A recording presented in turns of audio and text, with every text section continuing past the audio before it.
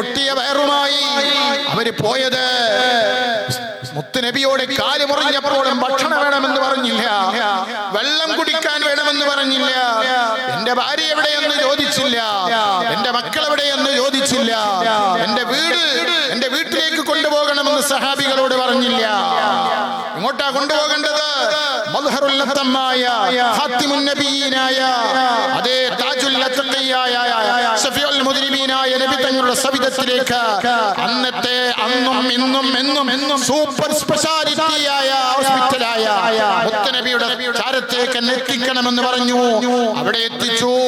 മുത്തുനബി എന്ത് ചെയ്തു? സുബ്ഹാനല്ലാഹ് സുബ്ഹാനല്ലാഹ്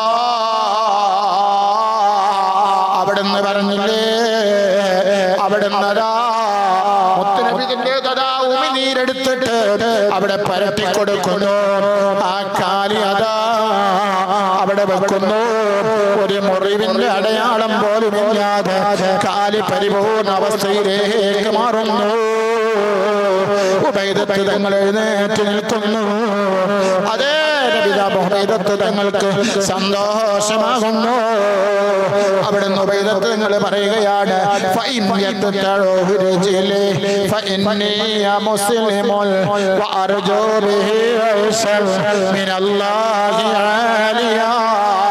فألبسني الرحمن من فضل منه لباسا من الإسلام والمصابيا. എന്റെ കാലങ്ങ് മുറിഞ്ഞാലോ, എന്റെ കാല് മുഴുവനും മുറിഞ്ഞു പോയാലോ, അല്ലാ ഞാനൊരു മുസ്ലിമാണല്ലോ, അല്ലാ ഞാനൊരു മുസ്ലിമാണല്ലോ.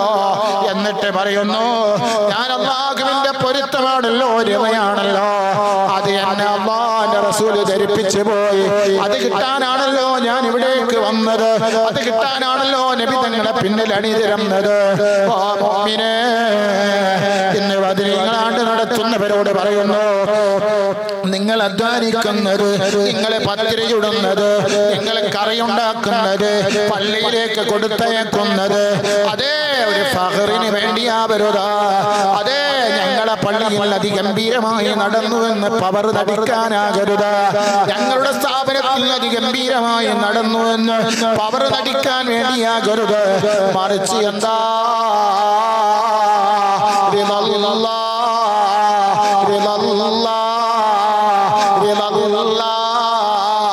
അള്ളാന്റെ പൊരുത്തത്തിനാകണം. ഇറച്ചി വെട്ടുന്നത്, മുറിക്കുന്നത്, കറി വെക്കുന്നത്, ചെമ്പ് കഴുകുന്നത്, ആ ബദരീങ്ങളാണ്ടിന്റെ ഇറച്ചിക്കഥ തീ കത്തിക്കുന്നത്, ആ ബദരീങ്ങളാണ്ടിന്റെ ഭക്ഷണം വിതരണം ചെയ്യുന്നത്, അത് തിന്നുന്നതൊക്കെയും അള്ളാന്റെ പൊരുത്തത്തിനാകണം എന്ന് നോമ്പ് നടത്തുന്നവരോടും പറയുന്നു.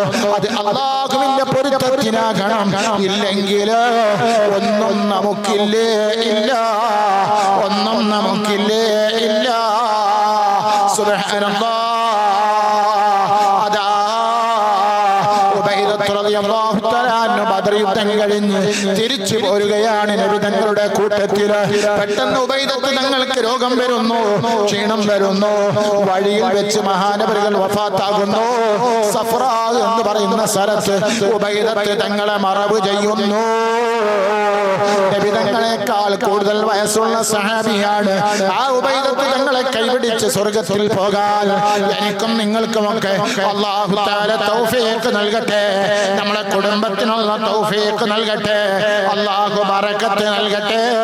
നിങ്ങൾ നോക്ക്, മഹാന്മാരായ സഹാബികൾ, അവർക്ക് എങ്ങനെയെങ്കിലും ഒന്ന് യുദ്ധദാ സ്വർഗത്തിൽ കടക്കണം, അതിന് ഷഹീദാകണം. സുബ്ഹാനല്ലാഹ്. നബി തങ്ങളോട് പറയാണ്,